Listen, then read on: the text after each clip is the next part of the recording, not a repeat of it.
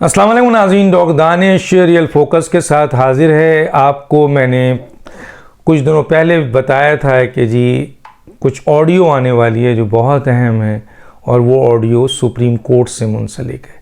आ गई ऑडियो एक। ये तो वो ऑडियो है जो रिलेटिव्स की है।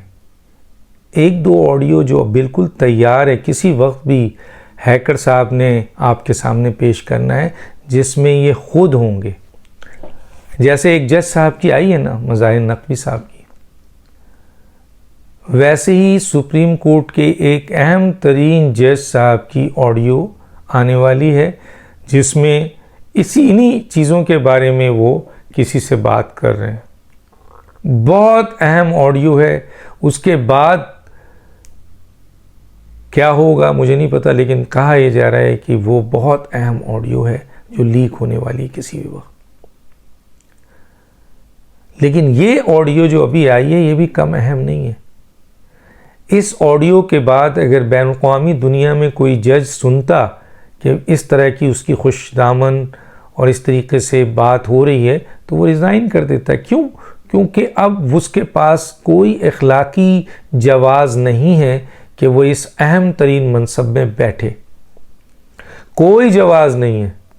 या तो सुप्रीम जुडिशल काउंसिल का इजलास बुलाए, और ये जितनी ऑडियोज़ आई हुई हैं जो ऑलरेडी इनके ख़िलाफ़ रेफरेंस दाखिल हो चुका है, इसे भी शामिल करे, और पूरी की पूरी सुप्रीम जुडिशल काउंसिल को कहे कि इंक्वायरी करें, और उस वक्त तक अपने आप को अलग कर लें। और सुप्रीम जुडिशल काउंसिल में अगर ये चीज़ फाइनल साबित नहीं होती है तो पूरी ताकत से वापस आए और एक्शन लें, वरना सिर्फ मनसब से नहीं, सारी मरातों से फारिग किया जाए इनको। क्या ये डिमांड गलत है? तो करें। अगर मैं चीफ जस्टिस ऑफ पाकिस्तान होता और मेरे बारे में ऐसी राय होती, ये मैं नहीं कह रहा, ये बहुत अहम तरीन कॉन्स्टिट्यूशनल लॉयर और जजेस कह रहे हैं कि आज हम होते तो हम यही कहते कि आइए इसका फैसला कर लेते हैं, क्योंकि इस मनसब में मैं उस वक्त तक अब नहीं बैठ सकता, क्योंकि पाकिस्तान की एक बहुत बड़ी अवाम की तादाद आपसे सवाल कर रही है कि इस ऑडियो के बाद कि एक तरफ यहाँ मम्मी कोर्ट, बेटी कोर्ट, बेटा कोर्ट, दामाद कोर्ट, अब खुशदामन कोर्ट आ गया है। ठीक है जी। और अब तो ब्लूमबर्ग ने भी लिख दिया है कि मौजूदा आइनी क्राइसिस और पाकिस्तान को जो इंतशार में इमरान खान ले जा रहे हैं, उसके सबसे बड़े एबिटेड चीफ जस्टिस ऑफ पाकिस्तान है।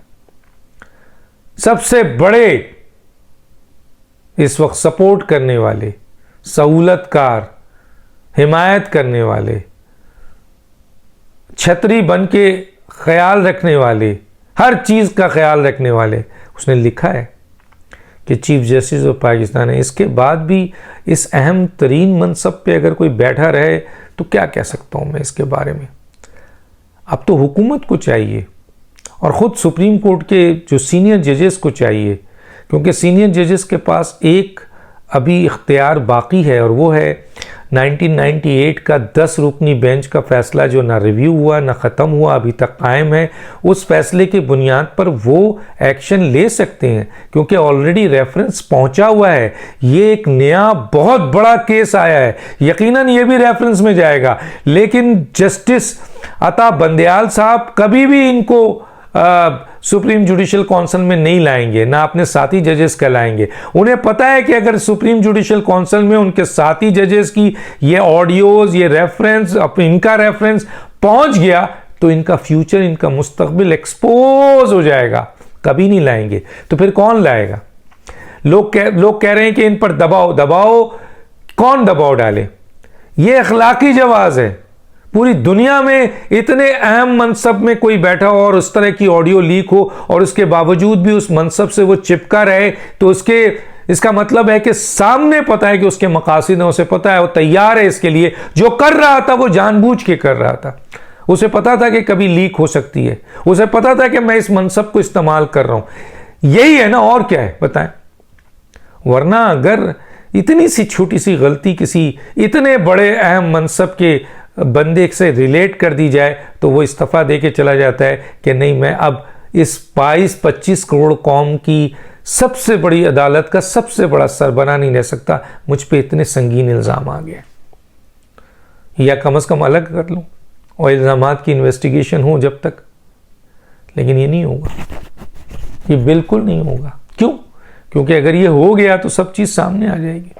किसी ने कहा कि ये इस्तीफा दें, किसी ने कहा क्यों भाई, बाय फोर्स लीव में भेजें, बाय फोर्स इनको हटाएं, बाय फोर्स इनको हटाकर आपके सुप्रीम जुडिशियल काउंसिल का इजलास बुलाएं, ये कहा जा रहा है।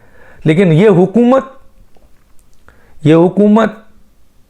हुकूमत बहादुरों की है, शेरों की है, या गीदड़ों की है, या इससे भी कमजोर किसी जानवर की है, या इससे भी कमजोर लोग हैं?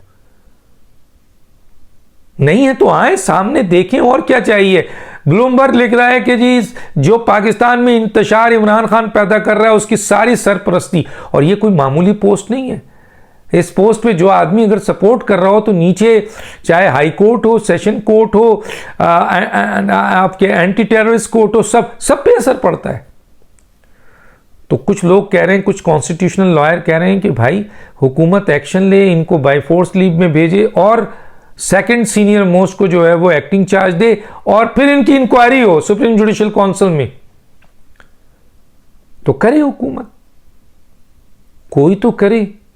और अगर कोई नहीं आगे बढ़ेगा और इतनी सारी चीजें हैकर ने आकर आपको दे दी, इनके बावजूद आपकी आंख नहीं खुलती और आप पाकिस्तान को बचाने के लिए आगे नहीं बढ़ते, तो फिर तो इससे बड़ा काम होगा आपके खिलाफ, इससे बड़ा काम होगा पाकिस्तान को जो इंतशार पैदा कर रहे हैं, फितना और शर पैदा कर रहे हैं ये साहब इमरान खान, फिर उसको तो बहुत मौका मिलेगा कि चीफ जस्टिस की ये सारी चीज़ें एक्सपोज हो गई, आ गई, बाहर निकल आई, उसके बावजूद चीफ जस्टिस का कोई कुछ नहीं बिगाड़ सका। तो सोचें फिर इमरान खान कितने धड़ल्ले से आपको मजीद चैलेंज देगा। क्या मैं गलत कह रहा हूँ? तो एक ऑडियो और नहीं लीक होने वाली है, और वो ऑडियो कहा जा रहा है कि बराह रास्त उनकी होगी जो अहम तरीन इदारे को इस्तेमाल कर रहे हैं मुल्क। और जिस तरह मैंने कहा कि इस वक्त जिम्मेदारी है पार्लियामेंट की, जिम्मेदारी है मीडिया की, जिम्मेदारी है आखिर इंटरनेशनल मीडिया की जिम्मेदारी है ना कि वो एक्सपोज कर रहा है इमरान खान को। इवन कि उसने पाकिस्तान के सुप्रीम कोर्ट में होने वाले वाकयात को भी एक्सपोज कर दिया, चीफ जस्टिस को भी एक्सपोज कर दिया। इंटरनेशनल मीडिया एक एक चीज़ बता रहा है, लेकिन पाकिस्तानी मीडिया खामोश है, डर है, खौफ है। क्यों भाई?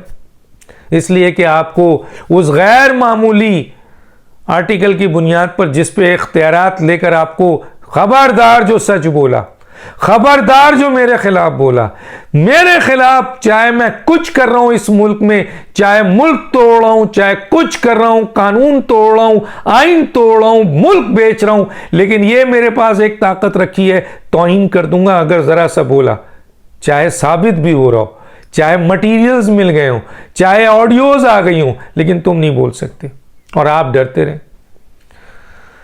पूरे मुल्क को फांसी लगा दें, सोशल मीडिया में देखें आप क्या हो रहा है, लगा दें, सब पे तौहीन लगा दें, सबको अंदर कर दें, पूरा मुल्क अंदर कर दें।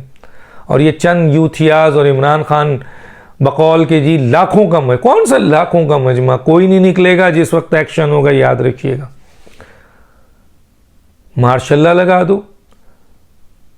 क्या क्या बातें उस ऑडियो में मौजूद हैं, जरा सोचिए क्या क्या बातें हैं। मैं क्या उस पर आपको वो करूं।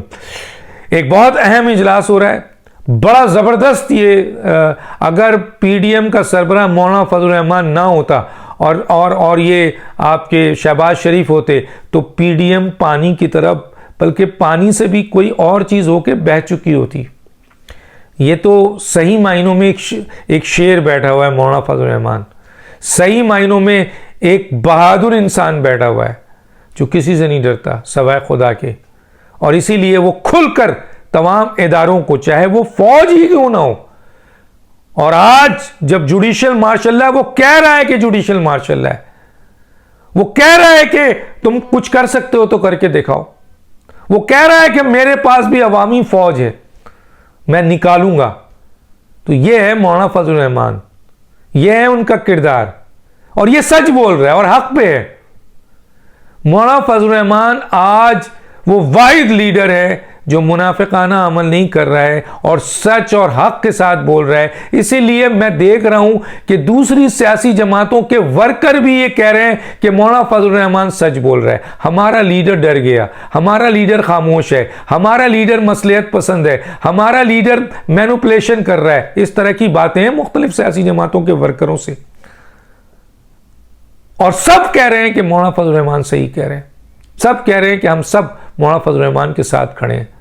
एक कुछ लोगों का तो यह भी आ गया कि अब तो हम वोट भी मौलाना फजल रहमान को देंगे। क्यों? क्योंकि मौलाना फजल रहमान डट के बात कर रहा है इनसे, और उन्हीं की एक प्रेस कॉन्फ्रेंस की बुनियाद पे जो 4 बजे कोर्ट सजने वाली थी वो 27 तक चली गई, और अब सुना है मौलाना फजल रहमान साहब ने 26 को बहुत अहम इजलास बुला लिया है पीडीएम का, और मेरा ख्याल है ये फैसला कुन इजलास होगा। या तो हुकूमत एक्शन ले या फिर पीडीएम इस वजीर आजम को फारिग करे, किसी और वजीर आजम को लेके आए, ये भी हो सकता है, मैं आपको बता दूं। और इसमें मियां नवाज शरीफ साहब की हिमायत हासिल होगी। मैं आपको बता रहा हूं मियां नवाज शरीफ साहब की हिमायत हासिल होगी कि ये जो है आपका शहबाज शरीफ को फारिग किया जाए और चंद मिनिस्टरों को फारिग किया जाए, और एक ऐसा प्राइम मिनिस्टर लाया जाए जो आंखों में आंखें डालकर बात कर सके, क्योंकि उसके पीछे आइन, कानून, हुकूमती इदारे, रियासती इदारे, पार्लियामेंट, इलेक्शन कमीशन, फौज, हर चीज उसके पीछे खड़ी है। तो किस बात की बुज़दिली? और पूरी दुनिया कह रही है कि ये इंतशार हो रहा है इमरान खान और उसके ये सहूलतकार हैं, और ये सबूत है और ये ऑडियोज है, उसके बावजूद भी कमजोरी और बुज़दिली। तो मेरा ख्याल है 26 को शायद या तो वज़ीर आज़म एक्शन ले या वज़ीर आज़म फारिग।